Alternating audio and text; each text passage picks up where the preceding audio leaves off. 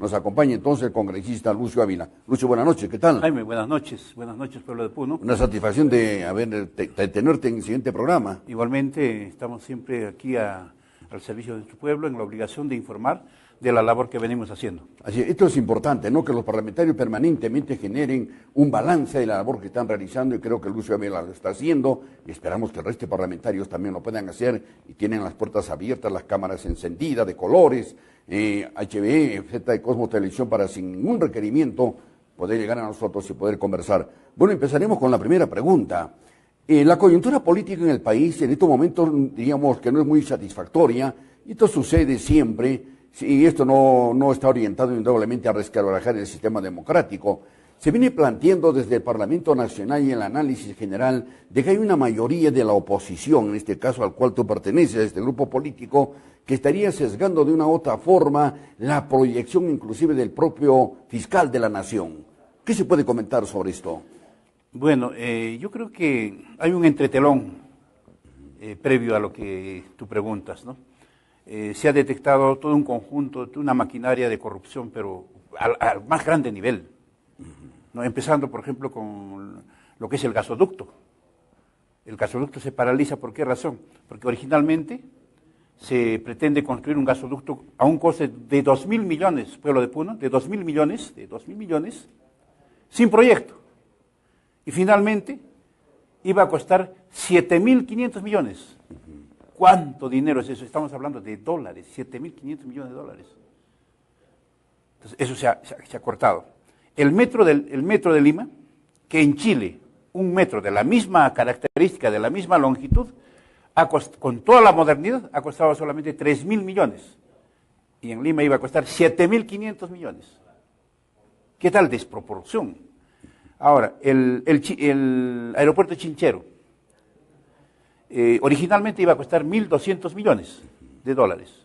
Y con una fórmula, 20% pone el Estado y 80% la entidad privada. Luego lo cambian, como no hay un proyecto, y dicen, no señor, va a costar 3.500 millones. Y ya no, el Estado ya no va a poner 20%, tiene que poner el 80%. O sea, con la plata del Estado se va a financiar y encima se le va a dar 40 años. En estos enunciados de obras públicas que tú acabas de señalar, de Perdón, una u otra forma... te puedo Sí. Esto es una información que nos los ha dado el Contralor de la República, ¿no? ¿Qué relación tiene el fiscal de la nación? Bueno, mira, vamos a ver. Cuando se trata de hacer la investigación sobre Odebrecht y se alerta sobre Graña y Montero, ¿qué pasa? Que en el mes de febrero se alerta que iban a sacar 100 millones de dólares de los fondos que tienen, sácalo fuera. Y se advirtió, y el fiscal ha debido intervenir para impedir esa fuga de capitales. Esta es una de las razones por la cual se le está una de las pasando. razones. La otra de las razones es que luego él, al verse ya presionado para que haga ese acto, nomina a un fiscal Hamilton, ¿no es cierto?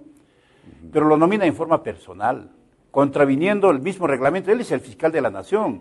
Lo debe nombrar la junta de fiscales que tienen ahí, una junta colegiada, y él lo nombra en forma individual. ¿Y qué está haciendo ahí? Está transgrediendo la norma. ¿Cómo va a ser eso, no? Si la norma dice claramente. Entonces, ¿qué cosa se quiere impedir? Se quiere cubrir con un manto esta corrupción, pero a lo grande, al más grande. Estas son las acusaciones que maneja entonces la mayoría de oposición en el Parlamento para censurar la gestión del actual fiscal de la nación. Porque no hay ninguna claridad. Déjeme decirte, por ejemplo, yo he sido miembro de la Comisión de Fiscalización, y como miembro de la Comisión de Fiscalización, a mí me han asignado la tarea de ver el caso del drenaje pluvial de Juliaca. Se ha encontrado que hay un acto de corrupción. Son 180 millones que el Estado le ha depositado al municipio de San Román, y ha habido una corrupción, pero a lo grande ahí. Le hemos hecho llegar al fiscal, y eso se lo he encarado cuando el fiscal vino al Congreso hace 3 semanas, lo ha encarpetado. Y nosotros lo hemos remitido con todos los actuados. Nosotros hemos leído 4.000 páginas, el informe final, el resumen está en 59 páginas, videos, todos los testimonios del alcalde. Hemos hecho una audiencia pública en la Plaza de Armas de Juliaca, le hemos alcanzado al fiscal. El fiscal hasta ahora no se digna a aperturar proceso, con todas las pruebas. que vienen no en forma, digamos, voluntaria, sino viene oficialmente de la Comisión de Fiscalización del Congreso. Estas acusaciones, de una u otra forma, serían las razones por las cuales precisamente se le pone en la picota de la acusación al actual fiscal de la Nación. Que no está cumpliendo. Él está cumpliendo. Porque de una u otra forma también en la especulación política, los diferentes medios de comunicación de Lima han señalado que el fiscal no habría aceptado algunas propuestas para descartar cualquier tipo de acusaciones políticas a la actual jefa del movimiento fujimorista del Parlamento. Que saque las pruebas. Se nos ha acusado, por ejemplo, del famoso lavado de activos vía cócteles. ¿Qué tal absurdo? A mí me consta, yo he ido 2 veces a esos cócteles y hemos asistido a algo de 1.200 personas y hemos pagado, yo he pagado vía banco, ni siquiera ha sido de forma directa.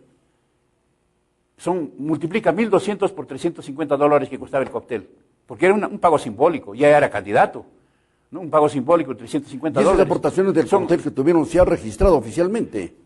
Yo he pagado en el banco de crédito, si mal no recuerdo, vía bancarizado. Multiplica 1.200 por $350. Dan más de 500.000, más de 1 millón de soles. En 2 son los 2 millones. Yo no lo veo que digan que haya habido lavado de activos. Obviamente algunos no han comprado 1, han comprado 2, 3, 4, pero no estamos hablando pues, de montos exorbitantes. Es absurdo que eso sea considerado como un lavado de activos y como una conducta criminal. Ya no se puede pues, aceptar ese tipo de insinuaciones. Claro, porque la señora Fujimori ha dicho públicamente que ella no ha recepcionado ningún solo centavo de aportes económicos ni transferencia de esta empresa Odebrecht. Ella lo ha dicho. Y en Brasil han certificado que así ha sido. Entonces, lo que pasa es que quieren, digamos, echarnos un manto de lodo para evitar que se investigue todos esos actos. Incluso este tramo de la carretera que viene, porque aquí viene con muchas salpicaduras la carretera interoceánica, porque eso es lo que está arrastrando aquí, digamos, el problema, ¿no? Claro que sí. Muy bien. Y de igual manera se está comprometiendo también al Parlamento, y especialmente a la mayoría que forman ustedes, pues, ¿no es cierto? Una mayoría absoluta, en el sentido de poder también censurar a 4 miembros del Tribunal Constitucional. Claro, mira, tú eres abogado. El Tribunal Constitucional comete un error. Dice comete un error material en una sentencia. ¿Quiénes van al Tribunal Constitucional? En la votación, ¿no? Perdón, ¿quiénes van al Tribunal Constitucional? ¿Van los noveles, los aprendices? Van los personajes más cuajados. ¿Cómo pueden decir que una sentencia es un error material? Un error material, tú eres intelectual, puedes decir, caramba, un error ortográfico puede ser, de repente ha sumado pues mal 20 más 30, ha sumado pues 50, hay un error material, ¿no es cierto? Entonces eso se puede corregir, pero no un fallo puede ser un error material. 1. 2, según el ex miembro del Tribunal Constitucional puneño, ¿no? Sí, Ramos. No. Urbiola. Ani. ¿Qué dice? Que han presentado esa reconsideración fuera de plazo, porque el plazo es solamente 2 días. Y tú, como como letrado, sabes que en cualquier juzgado tú presentas una apelación fuera de plazo, te lo rechazan. Y que presenten una apelación en el Tribunal Constitucional fuera de plazo, ya es un fallo garrafal. Y también paralelamente ustedes están observando el hecho de estar haciéndose una revisión de la votación. De la votación. Incluso han anulado una votación, o sea que yo no sé. ¿Cómo calificar eso? Entonces, yo creo que aquí tienen que asumir su responsabilidad. Aquí eso no nos pueden echar la culpa. Es otra cosa que antes se callaban, ¿no? Y hacían lo que querían, pues, ¿no? Tampoco, digamos, en Fuerza Popular habemos de todo. Nos dicen que hay algunos iletrados, pero no todos pues somos de la misma condición. Y podemos razonar, y podemos pensar, y podemos decir qué cosa está bien y qué no está mal, ¿no? ¿Cuál es el criterio personal del congresista Lucio Ávila, doctor, el rector de la Universidad Nacional Altiplano, de una exitosa labor, que yo siempre lo digo, Gracias. Me han traído problemas, pero veo que hay una exitosa labor, y lo reitero públicamente. Que en solo 4 años hemos hecho. Me parece, y una gran capacidad de gestión, muy bien. Pero acá, ¿cuál es el criterio personal de Lucio Ávila en cuanto se refiere a la matanza del Frontón? Porque esto no puede quedar, pues, incólume, sin responsabilidades. Así se ha matado y asesinado a gente de Sendero Luminoso. Ahí habían también presos comunes, y en la gestión de García, ¿no es cierto?, de Alan García, se generó todo este desfase realmente que no se puede aceptar que quede sin sanciones. Mire, yo creo que este clima de violencia social que lo hemos sufrido bastante en carne propia aquí en Puno, se arrastra de este Belaúnde. Empezamos con Uchurajay, ¿no? Y hay una serie de actos de ese tipo, de enfrentamientos que ha tenido, digamos, saldos muy lamentables, que se tengan que investigar, en algún momento la historia nos va a juzgar por no haber, digamos, investigado y por no haber dicho las cosas. Que se esclarezcan, ¿no es cierto? Por no haber dicho las cosas por su nombre. Claro. Aquí hay que decir las cosas por su nombre. ¿Qué ocurrió realmente? ¿Quiénes son los responsables? ¿Y quiénes actuaron? Sin, digamos, proteger a uno, sin hacerle aparecer como héroe a otro, ¿no? Sino lo que realmente pasó. ¿Y cuál ha sido la verdadera razón también? El caldo de cultivo. Y siempre yo lo he dicho en Lima. El caldo de cultivo de la violencia social en mi tierra, ¿qué cosa es? La pobreza, la poca atención del gobierno central. Ese estigma de protesta en mi tierra siempre va a existir porque no se le atiende, no se nos escucha. Entonces yo creo que es una situación que tenemos que nosotros, no solamente el Congreso, sino todos, claro, ¿no? Sí. Y escribir la verdadera historia de lo que ha pasado, ¿no? Y ahora que enfoca el congresista Lucio Ávila la pobreza, ¿no es cierto?, que permanentemente viene profundizándose en el interior del país y particularmente en el departamento de Puno, ¿qué propuestas sustantivas ha planteado hasta el momento a través de su gestión como parlamentario? Mira, nosotros para poder, se lo he pedido primero a Zavala, luego a Mercedes Arauz, que empiece a activar la economía en nuestra región. ¿Cómo se activa la economía? Generando puestos de trabajo. Pero aquí no tenemos posibilidad de generar puestos de trabajo, porque vivimos con una agricultura de subsistencia, tenemos una minería ilegal, que de alguna manera, digamos, incrementa, digamos, la posibilidad de salir, digamos, del estado de pobreza de mucha gente. Sin embargo, nosotros hemos presentado con la idea de que podamos de alguna manera activar, digamos, el comercio y la industria, un proyecto de ley, la zona franca. Se ha hecho un cargamontón, incluso un periodista de los Andes de esa época empezó a echarle tierra, vino por escrito, te digo, una oposición de la Cámara de Comercio de Juliaca, la oposición de la Cámara de Comercio de Puno, la oposición del gobierno regional, y ha quedado. ¿Y por qué se oponen? Porque dicen que no les conviene, porque no... Por escrito, Jaime, pueblo de Puno, por escrito. Entonces, ¿qué me dicen en Lima? Mira, si tu pueblo no quiere, ¿por qué tú insistes? Ahora, te cuento otra anécdota. Acaban de hacer un consorcio, Arequipa, Moquegua, Hilo, Tacna, para dinamizar el aspecto industrial. Ya no estamos hablando del comercial, estamos hablando del industrial. Yo he pedido por escrito que se nos inserte a Puno, por escrito.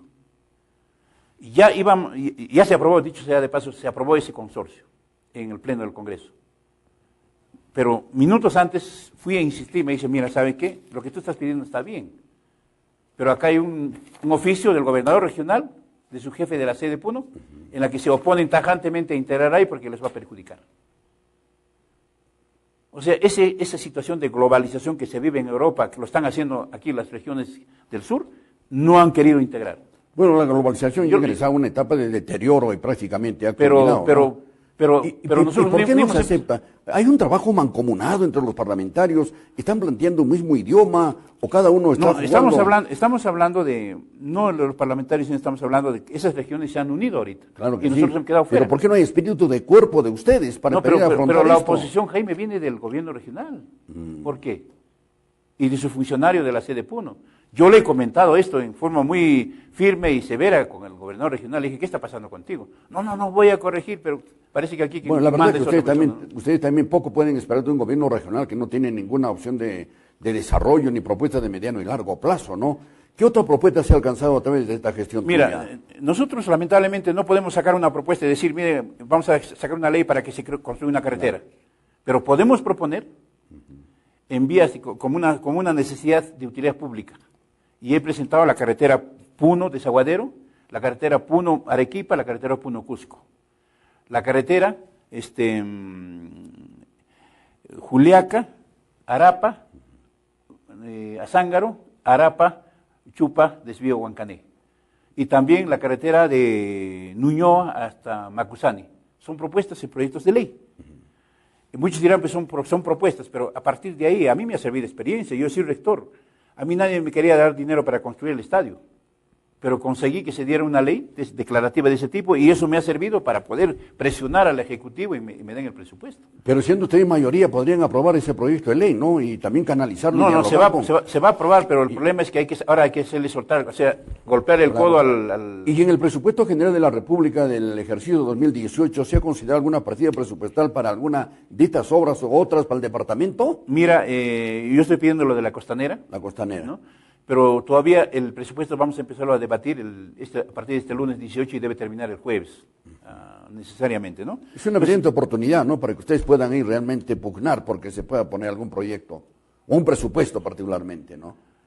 Mira, tengo por ejemplo que a los suros tiene que ser declarado pueblo originario, me lo han pedido ellos, el pueblo de Ilave, de Yunguyo, los colectivos me han pedido que se cree la Universidad de Aymara. Hemos presentado ese proyecto. Igualmente el colectivo de Azángaro me ha pedido que quieren su universidad, porque lamentablemente la ley universitaria es una ley que es eminentemente para favorecer a la universidad privada. Sí, pues. Porque la universidad pública ha sido congelada en presupuesto, en que pueda crecer y atender mayor número de estudiantes, y nosotros somos una región con 1,5 millones de habitantes. Hay un tema que permanentemente tú has mostrado interés y creo que también algunos sectores sociales.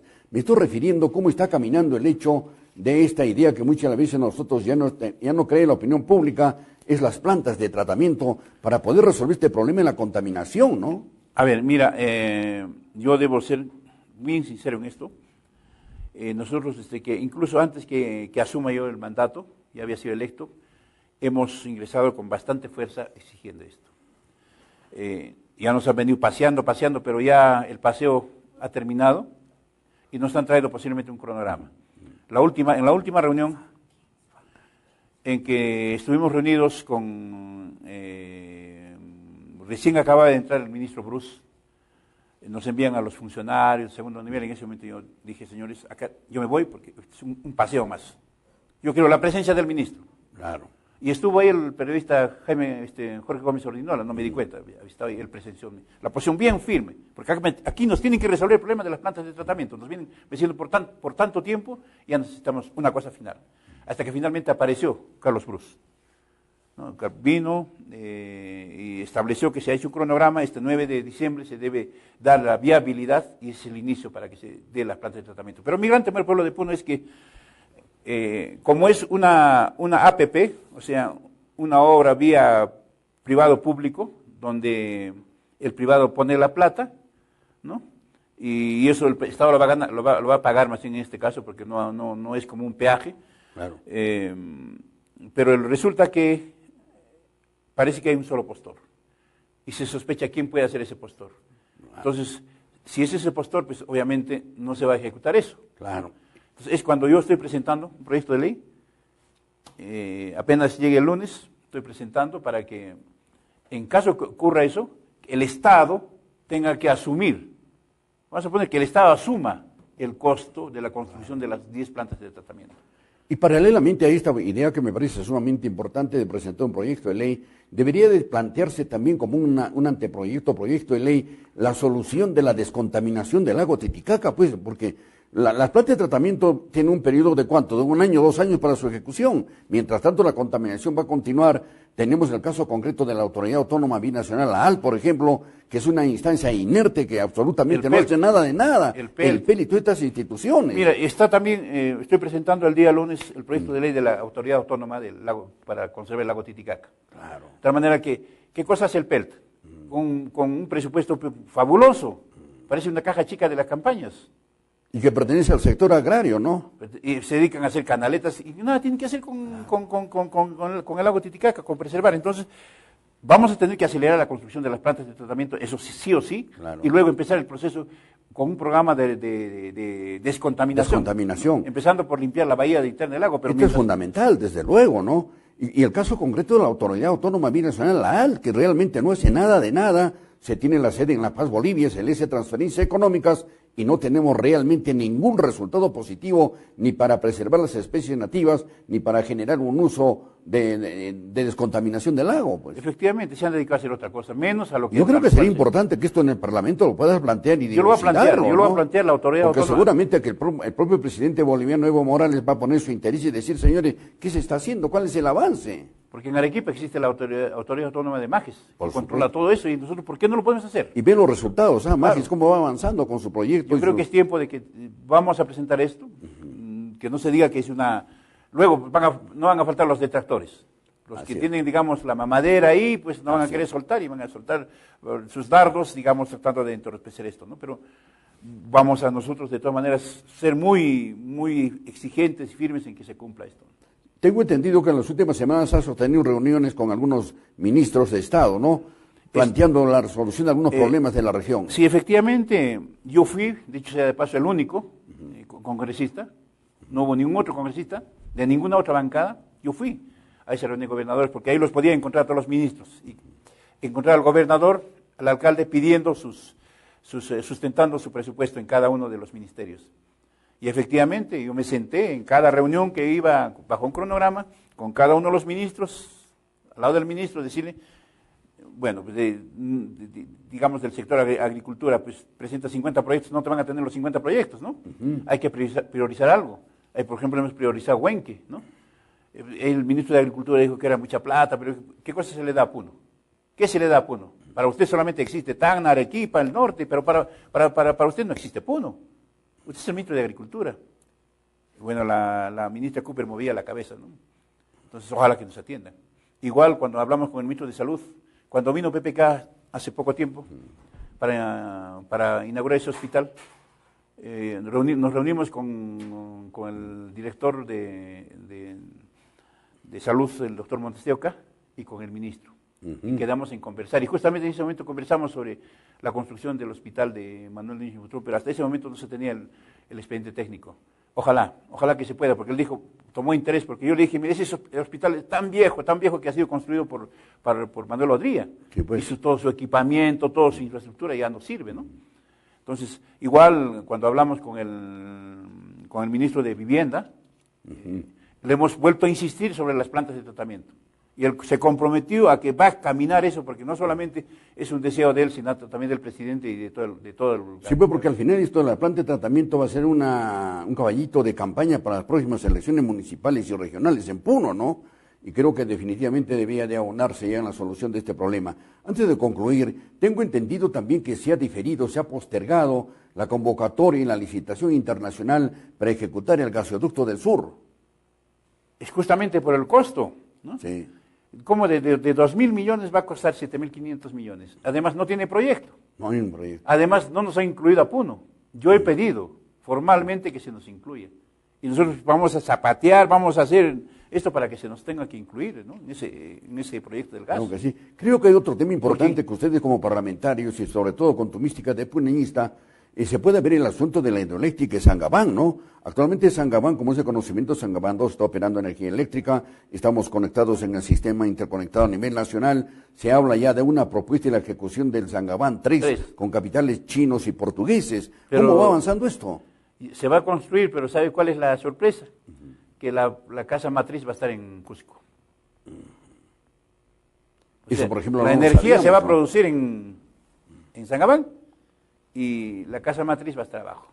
Algo similar que actualmente hay un proyecto de Sangabán con oficinas en Puno y en la capital de la República, en la oficina de Sangabán de la hidroeléctrica. Es igual. Y lo que tú acabas de decir, la matriz y todo el aparato administrativo técnico legal va a funcionar en el Cusco y el agua se va a generar como recurso natural desde Puno. Acá tendría que hablarse, no digo... Algo similar a lo que quieren hacer con Paltituri.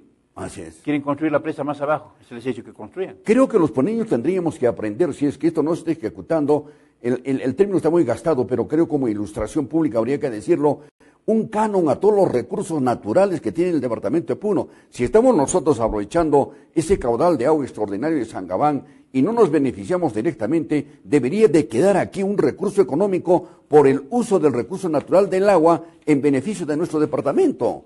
Y esto hay que plantearlo. Lamentablemente a veces, no somos de la misma bancada, por ejemplo, casi cuando tuvimos el enfrentamiento con está el Frente Amplio, Justiniano Mapaza, puneño. Él increpó, le dijo a Alberto Quintanilla, ¿qué reclamas tanto cuando estamos discutiendo sobre Paltituri? Porque yo le encaré al ministro, le dije, señor ministro, acá tengo el proyecto dice que acá la represa se va a construir en Moquegua, pero ese territorio es puneño, es que corríjame eso primero. Acá dice que le va a dar 1.000 hectáreas para Arequipa, la región Arequipa, 1.000 hectáreas para la región Moquegua, y 800 hectáreas, 700 hectáreas para la región, no para la región Puno, sino con nombre propio. Esas personas lo van a vender y luego, sabe Dios a quién. Debe decir igual, 1.000 para Puno, 1.000 para Arequipa, 1.000 para Moquegua, sin precisar nombres. Claro. Y queremos que corrija, ese es el esto. Y ahí saltó Justiniano, dijo, no, qué cosa, Quintanilla, qué cosa tú dices, yo soy más puneño que tú. Se lo dijo. Y ahí yo dije, un momentito, pues Justiniano, tú serás más puneño que él. Pero caramba, tú tienes el corazón de Arequipa, tú no tienes el corazón de Puno. Claro, así que no me vengas a decir con que tú eres más puneño. A mí no me vas a decir eso. Claro. Dile a cualquiera. Ahora, cuando el momento que hablamos nosotros de nuestros recursos naturales, el problema limítrofe con Moquegua, que este terreno se lleva a Moquegua, esto queda en Puno, se lleva nuestro agua.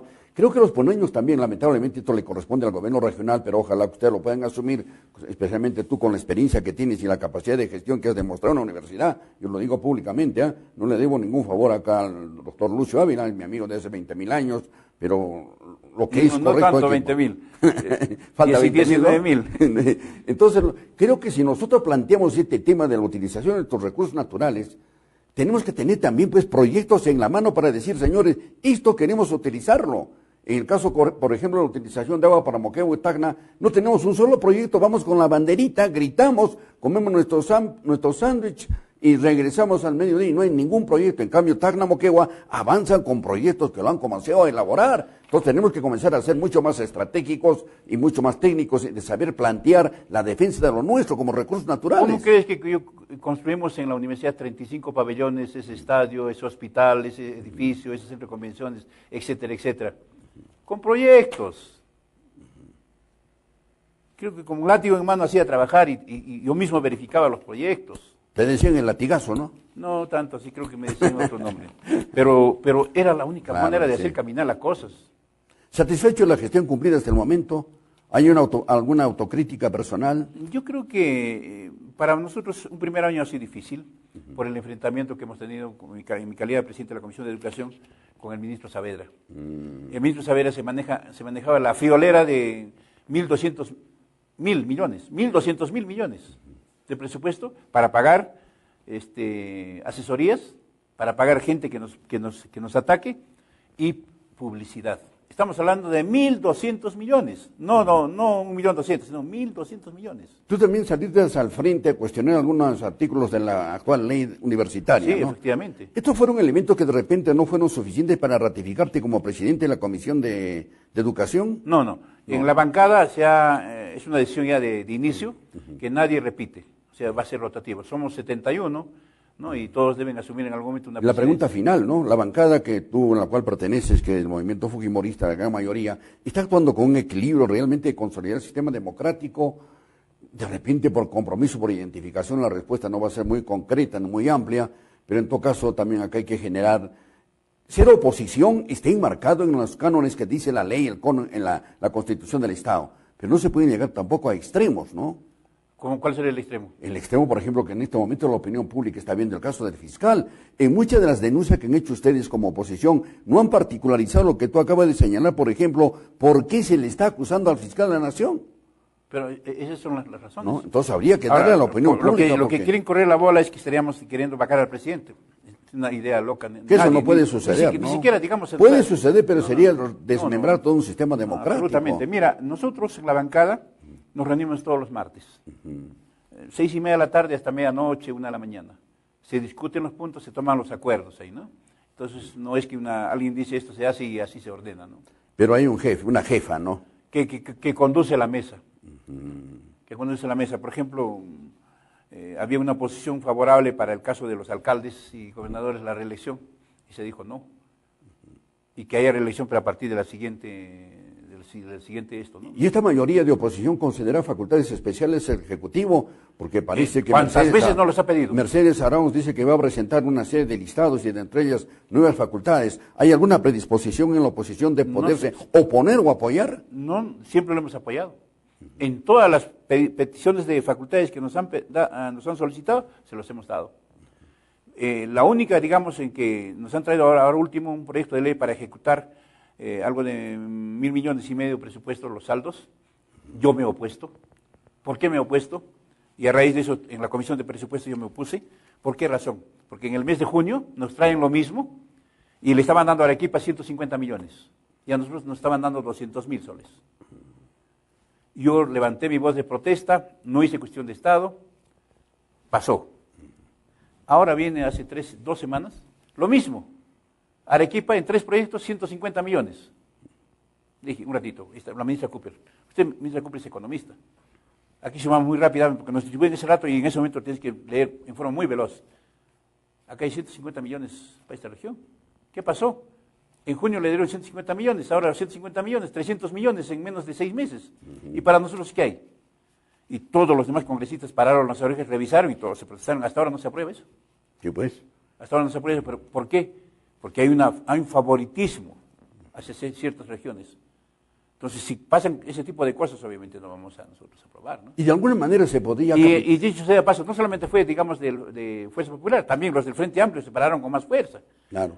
Pero de alguna manera se podría capitalizar, beneficiar, utilizar, por ejemplo, la organización política a la cual tú perteneces, la mayoría del Parlamento Nacional, como oposición, en beneficio del departamento de Puno, sustantivamente para generar desarrollo. Mira, mi trabajo, como habrá notado el pueblo de Puno, casi no me meto a cuestiones nacionales, más a cuestiones regionales, estrictamente de mi región, ¿no? Y eso obviamente no tiene eco en Lima. Entonces, en un momento tengo que rendir cuentas qué cosa he hecho, qué cosa he presentado, y lo tengo todo documentado. Yo soy una persona de trabajo y sigo trabajando con la misma, con la misma entereza como siempre lo he sabido hacer, y cuando tenga que rendir cuentas, pues vamos a rendir cuentas, ¿no? Claro que sí. Bueno, vamos a concluir esta importante entrevista con el congresista, el doctor Lucio Ávila, que ha tenido la gentileza de aceptar nuestra invitación. Lucio, muy amable, ¿eh? Gracias, gracias.